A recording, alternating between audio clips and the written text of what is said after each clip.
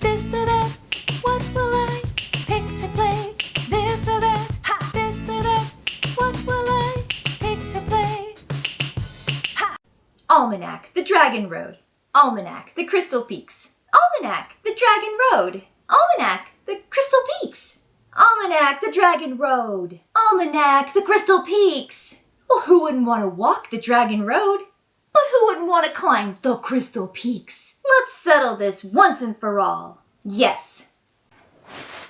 Well, my game is designed by Scott Almes. So is my game. In Almanac the Dragon Road, players will visit strange places, acquire and sell goods, and face an unpredictable set of encounters as they travel from the Trader's Village to either High Frost or to Twin City. In my game, players start at the Outpost and travel to Dragon City. It's the perfect 2 to 4 player game. I think it's best with 3 players. There's enough competition for action selection, but it doesn't get too crowded with 3. I agree.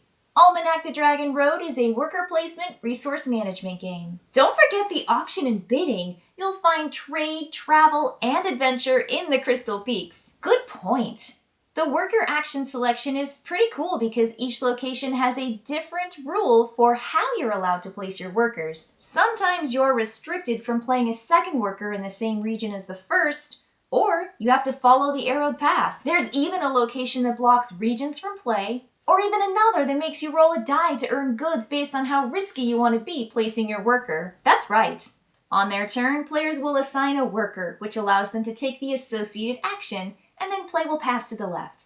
Then that player will place their worker in an action spot, and so forth. And sometimes, because of acquired caravan cards, some players might have more workers than other players. So when turn order comes back to them, they get to keep playing their remaining workers, activating even more action spaces. If played right, that player can make the best of their advantage. Yeah, they can nab up the unselected action spaces that other players passed on to set themselves up for the next round. The coolest thing that Almanac offers players is a glossy spiral notebook which opens flat on the table, depicting a location on the right side and special instructions on the left side. This notebook is the centerpiece of the table, with players putting their worker meeples directly onto it, so it makes things really easy to set up and break down. But it's all about the adventures they have along the way. I agree. For example, players choose between Flow Lake, where you'll hop along ice flows, and Cliffside, a location packed with steep walls that require ladders to climb. That's so awesome!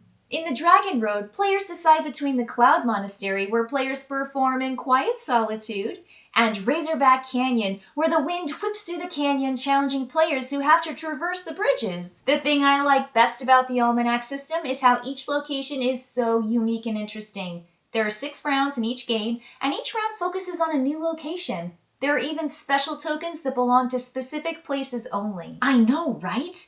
And if you miss the chance to check out those tokens, you'll never get it again. That just means you have to play again and hope you travel the same path. Speaking of the path, players begin with the caravan that gives them a certain number of workers, defense, and goods storage. Yes, and there are opportunities throughout the game to extend your caravan, but players will have to compete for those caravan cards. They also have to compete to gain and complete their contracts. These are special cards that ask players to discard the required goods to gain immediate or ongoing benefits and victory points. Don't forget about gaining and selling goods. That's where you get money to bid for first player initiative. When a player gains initiative, they not only get to start the next round, they also get to be the guide. The guide chooses one of the 2 upcoming locations, and they reveal the top of the encounter deck, which might give the guide a unique opportunity to act. And each encounter is so different, offering players a chance to sell goods, buy goods, take risky offers, or have a fight. So cool.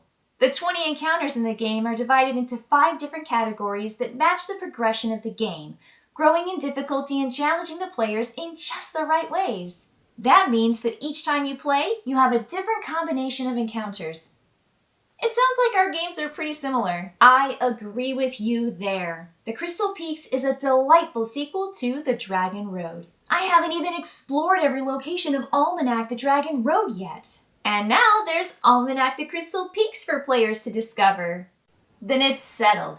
We're just going to have to make a night of it. First, we'll play the Dragon Road, followed by the Crystal Peaks. Deal!